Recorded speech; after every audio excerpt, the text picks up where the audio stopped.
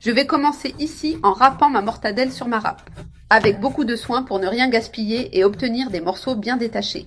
Je vais râper ici sur la partie la plus grosse pour que les copeaux soient plus savoureux et bien visibles dans le sandwich. Je vais faire ici un sandwich très rapide, parfait pour ceux qui ont peu de temps, mais qui veulent quelque chose de délicieux. Ici, j'ai 300 g de jambon et je vais râper ces 300 g avec le même soin. Maintenant, ici sur mon appareil à sandwich, je vais étaler un peu de beurre, bien réparti pour que ça ne colle pas. Je vais pouvoir bien faire frire cette mortadelle, qu'elle soit délicieuse et dorée uniformément. Beurrer ici de tous les côtés, avec beaucoup d'attention pour que le goût soit encore meilleur. Maintenant, je vais placer ma mortadelle ici dedans de cette façon, bien étalée pour couvrir toute la surface. Je vais faire une couche avec cette mortadelle pour qu'elle cuise uniformément et reste bien savoureuse. Ajustez bien, fermez bien les coins en s'assurant que la garniture ne sorte pas. Et ici, ma mortadelle a déjà un peu doré, elle est comme ça.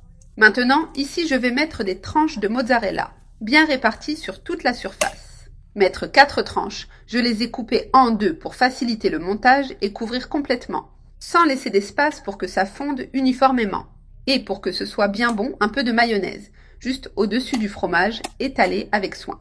Et je vais aussi placer 2 tranches de pain de mie ici, l'une à côté de l'autre, alignées pour monter le sandwich.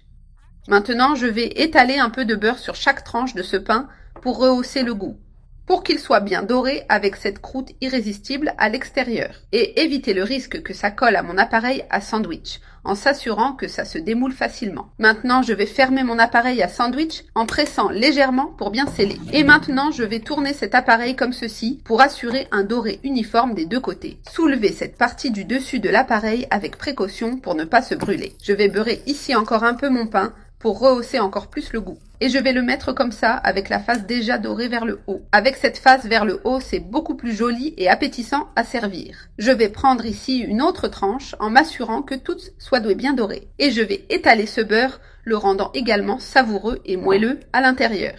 Maintenant, je vais refermer mon appareil à sandwich à nouveau et laisser encore quelques instants. Et je vais attendre que ce pain dore de ce côté en vérifiant pour que ça ne brûle pas. Et ici, il est déjà bien doré, j'ai vu que le temps est passé et c'est parfait. Et regarde, quel merveilleux sandwich on obtient. Doré à l'extérieur et bien garni à l'intérieur. Maintenant, je vais diviser ce sandwich ici en 2 parties pour faciliter le service. Comme j'ai mis 2 pains, j'ai obtenu un très bon rendement dans cette préparation. On peut faire 2 sandwichs en une seule fois, parfait pour partager. Vous pouvez en faire la quantité que vous voulez. Maintenant bien croustillant, bien garni, avec un arôme incroyable qui se répand. C'est délicieux, impossible de résister à cette saveur maison si spéciale.